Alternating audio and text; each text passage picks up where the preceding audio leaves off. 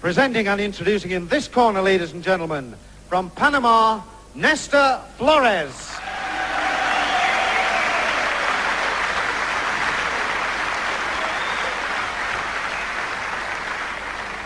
And from Coventry, ladies and gentlemen, Errol Christie.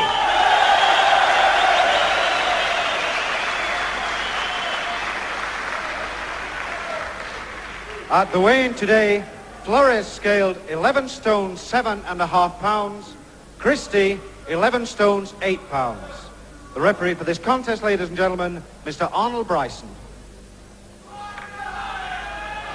Well, Jim, we'll find out really whether this is going to be a surprise character. My gymnasium touts, both here and in the States, say that Flores is a dangerous puncher, but doesn't always take a good punch. So it looks like the one that can get off first in this fight. And if Christie has got the needle with the press, well, now's a chance for him to make amends for that, although he's had a very healthy press at one stage and was voted best young boxer of the year. But he's got just a little bit casual in a couple of fights, and he can't afford to do it with this guy.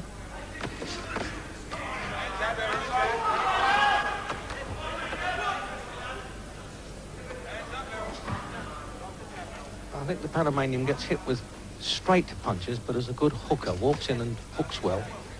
Well, the couple of swings he's let go already look pretty strong. I hope Errol doesn't hang his chin. He has the habit of leaning forward with his chin out a little bit too casual. I hope he doesn't do that this afternoon. His last fight he went down, but that was really a slip. It was a half punch and a slip. I didn't agree with those who thought it was a knockdown punch. I think there was trouble with the canvas in his last fight too. Oh, he's firing from the start a bit, Christie. I think he's taking this one a bit seriously. He realises now he's had one or two early wins, and now he's probably saying, hey, this fella looks like he can absorb a fair punch. He's changed from the gold trunks that he normally wears, Christie, to the white for this one.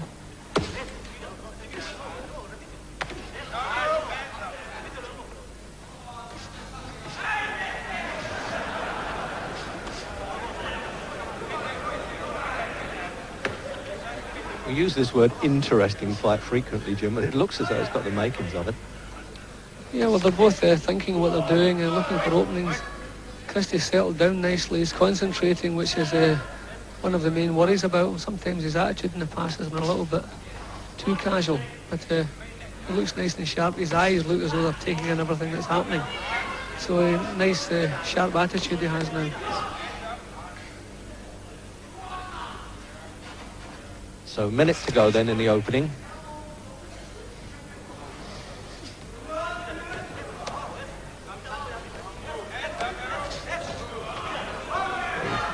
Certainly Flores is a bit open. When he leans forward with a punch like that and misses, that's the time for the counter shots to come in from Christie. Not like that. Signalled that one, telegraphed it and postcarded it too.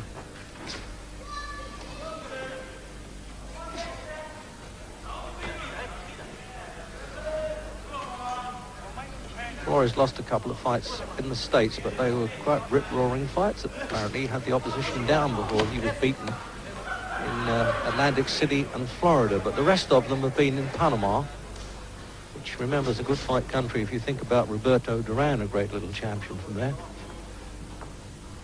So, countdown then for the end of the first.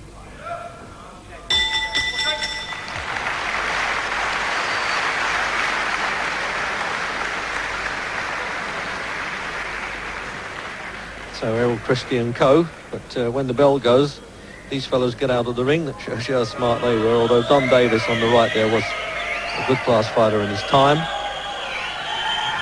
It was 17 fights, and he lost only that one to Jose Saez, the Belgian. That was in 46 seconds. And as Jim Watt said, a little lack of concentration on that one against the light heavyweight and got tagged. But he recently won fights in 71 seconds and 36. So he really could do with being extended. He's never been past 6 rounds yet, Errol Christie, and as you know, won 11 amateur championships on the turn and went into the Guinness Book of Records. So maybe it's done him good that, as he put it, he's had a tough press, but in some ways he's invited it. Seconds out, round 2. Second round then. scheduled for 10 rounds, this middleweight scrap. 11-8 Christie, 11-7.5 Flores.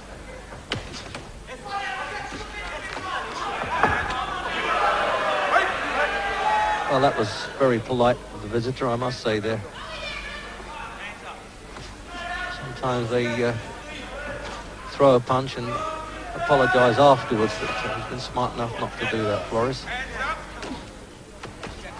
He's 24, Christie's 21.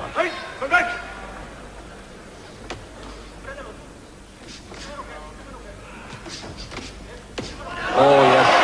I said he'd get tagged with a hook if he lays in with the long punches, because he holds his head up, the Panamanian, Jim.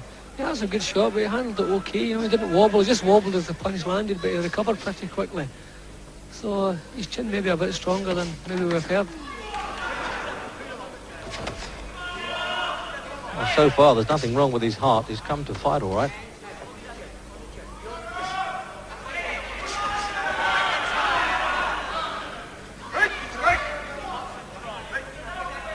Christie does need good testing now. I'd quite like to see this go a good few rounds and see how he copes with it.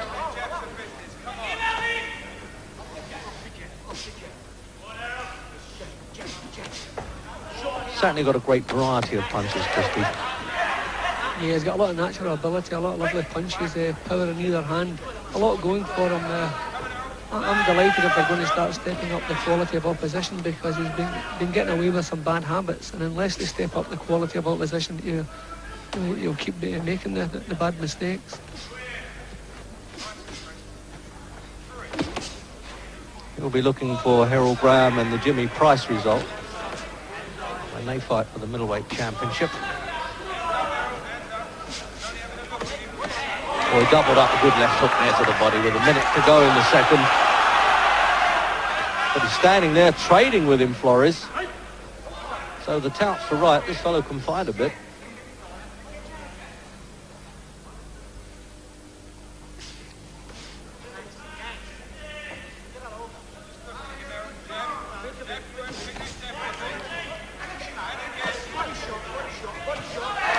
Oh, the right hand dropped him right on the bell there. The halfway mark, the 30 seconds to go. And he's not going to make this in the second round, I don't think. He was flagging as he got on the ropes. And then the downward arc of the right hand punch tagged him. I said on the bell I meant the 30-second mark that we got notice of. And it came really, well, all punches come unexpected, Jim. But he just flagged a second, and they're dragging Flores back to the corner. So they got the chance of easy.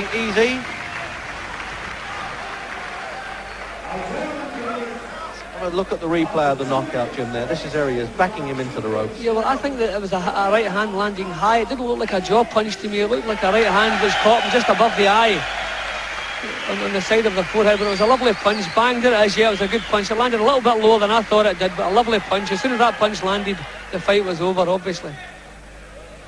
Just shows you when you watch the punch coming in at fast rate, you're not always sure of the power of them, but you certainly spotted that one all right, didn't we, as he was going down. So let's see now what Errol Christie has to say. He's talking to Jim Rosenthal. Errol, I said before the fight you were going in here in a very mean mood. I think that was a fair comment, wasn't it? Well, I came out there, you know, just picking my shots, because he's a very cagey fella. You know, he was ranked number 10 in the world. You know, I had to pick my shots and just play it easy, wait for him to come for it. Would you ideally have liked a longer fight, just to satisfy all those critics who keep on saying you've got to have a test? You know, I started off very slow because I thought this is a very tough guy, and I know I'm going to have to do 10 rounds. And I was going out there to do 10 rounds, which in fact, you know, I only went 2, but that's the way it goes.